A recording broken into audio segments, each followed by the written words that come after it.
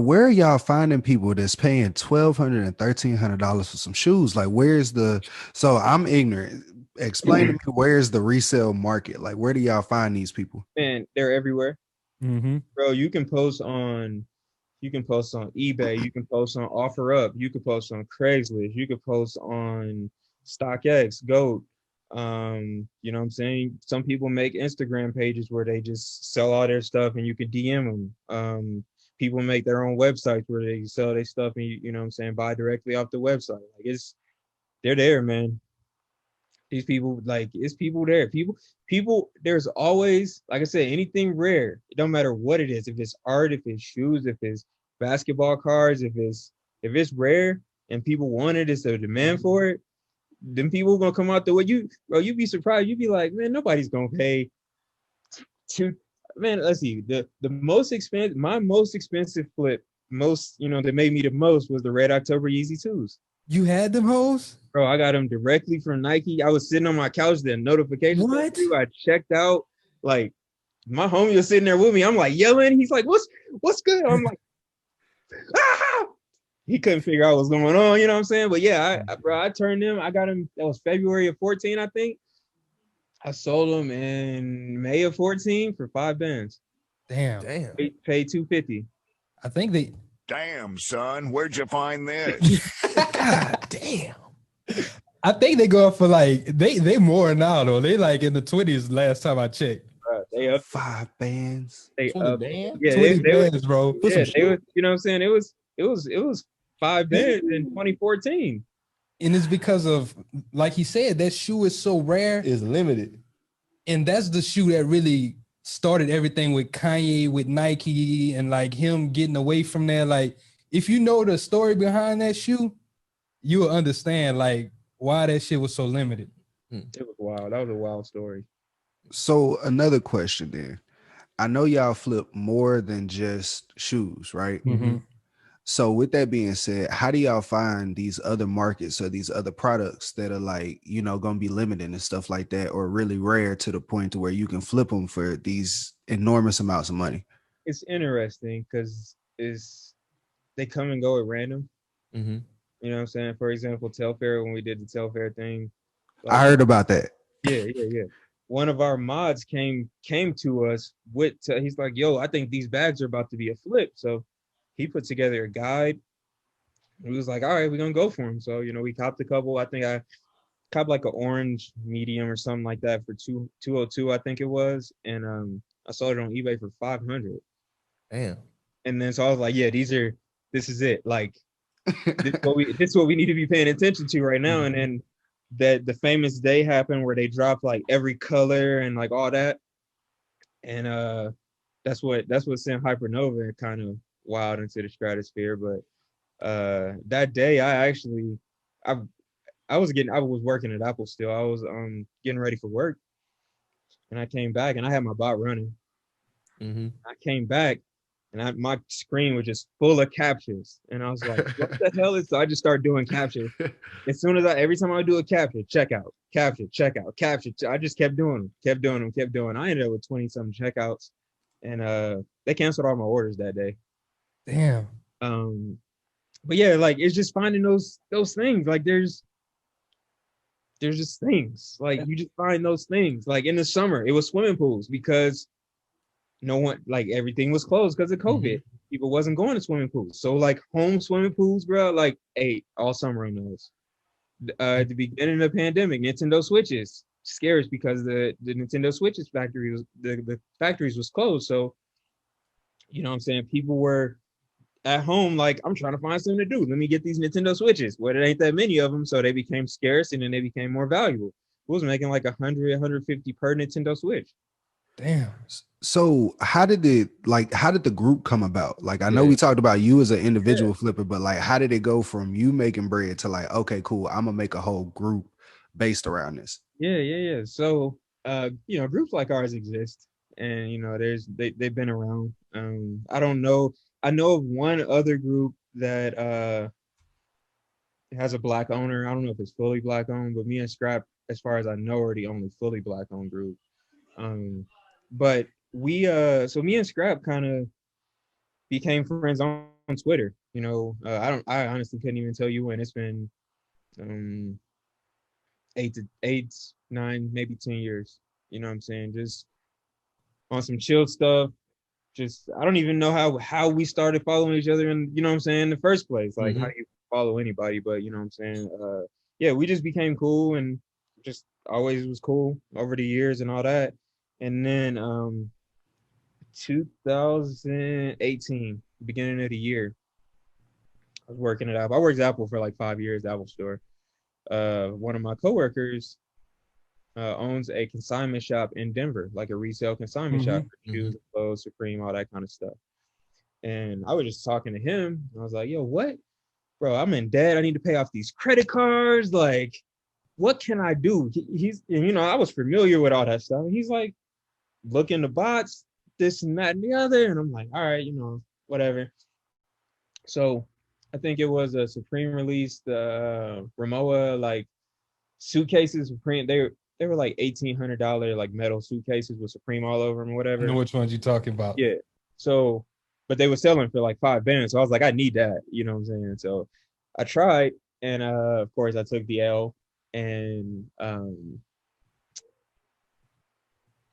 that next day I was like, I'm about to start getting into bots. So once I started getting into bots, I would talk about it on the timeline or whatever. So Scrap just DM me one day, literally like, what are you talking about, bro? Like, what is all this that you're talking about? So he was looking for a way to make, some money for himself. So I kind of taught him the things that I was learning, which at the time, like, I didn't know shit. You know what I'm saying? Like, I didn't really know anything. There's a lot that goes into botting.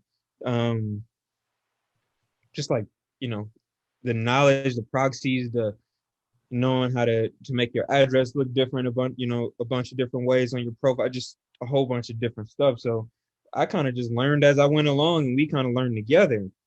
And then at the end of 19, one of our friends was doing some like donations for charity and trying to get some donations for charity for cows, I believe it was. And we was like, so me and Scrap already had the Discord server that exists as Hypernova. We already had that. It was very basic. I actually saw a screenshot of it last night before everybody was in it. It was like 5 channels, and it was like 3 people. You know what I'm saying? It was me, Scrap, and one of the other homies. And it was just a place for us to kind of put our stuff. The releases coming out.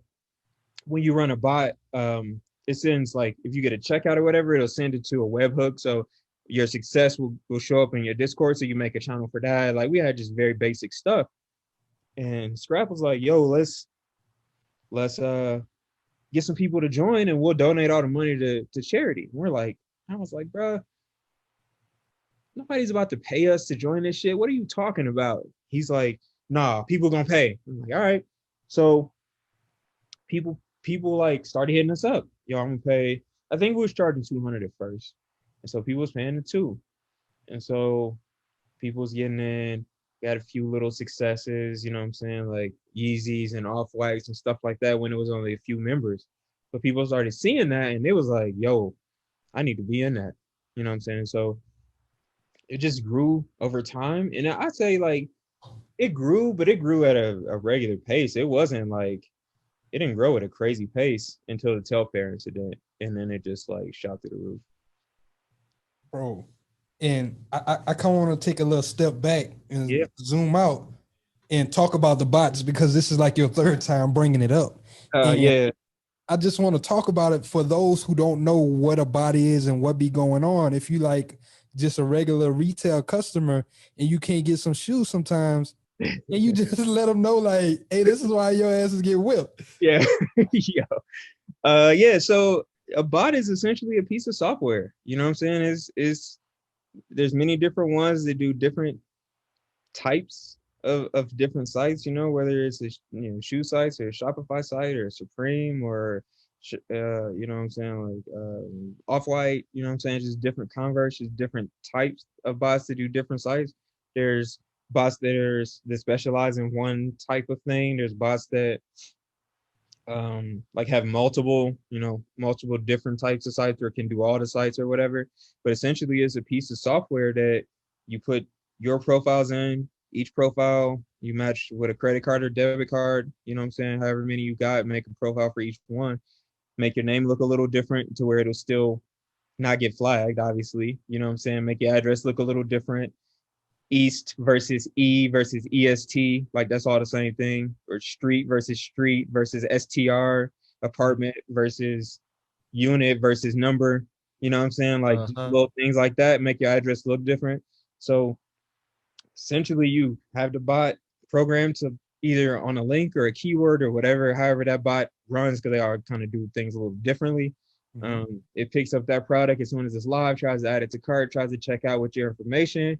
If there's a captcha, the captcha will pop up. You can do the little captcha or whatever, but that's really all you'll have to do. Some sites are not going to have a captcha, like Foot Locker or whatever. You literally just going to push play and hope for the best. So for somebody that like will want to learn how to make their own bot, like where do you go to make a bot? I say there's a lot of information where people make like bots or scripts, right? Like learning how to write scripts, because script you don't need a pretty UI and all that. It's just, you can run a script and the script will program whatever you program it to do. Check out something on a particular site. So I would say that's where a lot of people start, but then after time, you know what I'm saying, if you want to make your bot really good, you're going to have to make it faster and all that. So you're going to need to learn how to do requests, which is a request is every time you go to a website, you click a link, that click goes to the server and it pings back to your computer the next page or whatever that you clicked on. That's a request. You know what I'm saying? So every time you're sending information, that's a request. So if you're sending your, you're trying to check out or whatever, the bot's trying to check out for you, it'll like add the cart. Once it adds the cart, then it'll go add your shipping address. Then it'll come back. Then it'll add your billing. Then it'll add your cart. You know what I'm saying? It does it each step. So that's the request. Each step is a request. So essentially just making your bot look human. That's if you can make it look like it's a human on the site doing whatever it's programmed to do, you'll win. And that's kind of interesting too, because I know they started doing the recapture to kind of combat the bots. So how the hell you get around the recapture part? Hey man, I can't be asking that. That's spinning too much of the tea. No, it depends on your bot, how the harvesters work and all that. Like some bots, like no matter what, you're gonna have to click the capture. You know what I'm saying? So they'll pop up. Each individual little capture window will pop up for you, and you just do them, and then the bot will go back to doing what it's due after the capture. So like, it's not really stopping anybody. Like, look, man, it just makes the process go a whole lot faster for you to purchase the item versus me actually having to physically click on it, your enter my information, type in your card, autofill. Like, I cop a lot manual too, but it's because of autofill. You know what I'm saying? I'm on Mac. Got the fingerprint. I autofill. It autofills my cards. The only thing I had to type is my CVV. So that's how I win a lot of times too. Even if I'm not using the bot, I'll cop manual just with autofill. So whenever you running these bots, you have to be manually sitting in front of the computer yourself, right? Not necessarily. It depends. I would say it more so depends on the bot. Like say it's a Shopify site, which is a boutique. Things sell out really quickly on Shopify site, so you want to be there for those. You know what I'm saying? Like you don't have time to really wait. Let's say I'm running like Foot Locker, Foot Action, East Bay, Champs, like all of them, Finish Line. All I got to do is push play on the bot and I can walk away because they don't have capture. So I literally can, I used to do it. I push play and go to work. And then you just come back to whatever shoe you wanted, however But many it would give me the notifications to my Discord. So every time it checked out, I would see it at work. You know what I'm saying? And I could stop the bot remotely and all that too if I needed to, but just let it run. Hey, that's dope. Okay, so I do kind of want to dive more with like how Discord interacts with these bots. Because I know Kelly mentioned it to me before, like a lot of like one of the big advantages of Discord is that it works with these bots. So like, can you control the bots from Discord, or like how does that work? It depends. Each bot kind of can write things how they want. Like some bots for Discord, the only thing that it's gonna do for you is like allow you to reset your key so you can put it on another computer or something like that. Some bots will definitely like you can have full control. Some bots have iOS apps where you like it's running on your computer, but you doing full control. You know what I'm saying? From your phone or your iPad or wherever. You ain't even got to be there. You know what I mean? So it just depends. It depends on the bot. They all kind of right there on they you know they all had their own bag of tricks or whatever. So and there there's a resale market for bots. Of course. Y'all resell bots? I was actually just about to ask that. Like, how do I get me a bot, bro? So yeah, there's a resale market for bots. There's a couple places you can go to get a bot, and the resale market for bots is interesting because when I got into botting, it seemed like they restocked all the time, and now it seems like they never restock. So the ones that all the people that got all the bots, the value just keeps going up because they don't ever restock. They went that. So if you know how to make bots, then like Oh, bro, if you you know how to in make bots, you could supreme demand. you could be a millionaire without question easily. Like, hey, if anybody knows how to build a bot, holler at me because Hypernova needs a developer. What's up? Sheesh, hey. Y'all heard Hey, it y'all here. get at them. Y'all heard it here. BWR, man, trying to get y'all some work. These bots, though, it's real interesting because it's like I keep thinking about like they setting these measures in place to like stop them, but you still finding ways to finesse around it. Bro, it's a cat and mouse game. That's all botting is. Like the developers of the bot, so when I first started botting, a lot of bots were like just lifetime fee, right? Like you pay this, you own the bot for forever. That works, but it doesn't work in a certain sense because one, if you got to keep releasing the bot, it's going to water down the market and there's going to be a million bots for people trying to go after 10 products or whatever. You know what I'm saying? So you don't want to keep doing that. So what they did is they started making them more scarce and they also started doing like some of them are you pay a fee up front, you pay a certain amount every month. Some of them you pay every 3 months, some of them you pay every 6 months, yearly, like, but they all do a renewal fee now. And that's how it keeps them working. It keeps money coming in for the developers to keep working on the bots. Because the problem they used to have is like once that bot wasn't hot no more and they're not selling anymore, what is my incentive to keep making this bot better? So now with the renewal fees, like it's all that. But they're making money over of the renewal fees, but the bot market, the side market, you know what I'm saying, the resale market goes so crazy. I don't know how. I mean, it's obviously sustainable because it's what I'm saying, it's been going like this for a minute, and there could be a bubble when it might pop because some of them are the values on some of them are astronomical. So, like, whenever you say astronomical, do you have just like a figure in your head you could probably spit out? So one that we have, for example, is called Wrath. Wrath is I think it's 300 retail and you pay monthly. I think. We bought it resale. We bought it in August for $4,200. For what? Damn, son. God damn!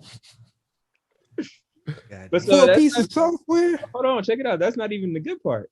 The good part is that we've made money on it. It's worked for us. You know what I'm saying? Like we've made money on it.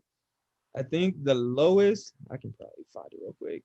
The lowest ask on it right now, 7,200. God damn! And you say when y'all got this? August, first week of August. Fuck, Man, that's some crazy appreciation. fuck real estate. Digital real estate where is that? Yo, hey, yeah. if y'all know how to develop this shit, y'all hit both of us up. Yo, yeah, man, it's wild. It's a whole subculture that people don't even know exists. You know what I'm saying? Like, tell me, there's bots for everything. Obviously, sneakers are the hot things, but people, like I said, everything you resell, we was reselling pools and all that. That was like Walmart and Target. There's bots for that. Best Buy. There's bots for that. There's bots for the card sites. There's bots for Funkos. You know what I mean? Just gotta find the bot. That's it. You just gotta find the one that's gonna get you what you want. You know what I'm saying? So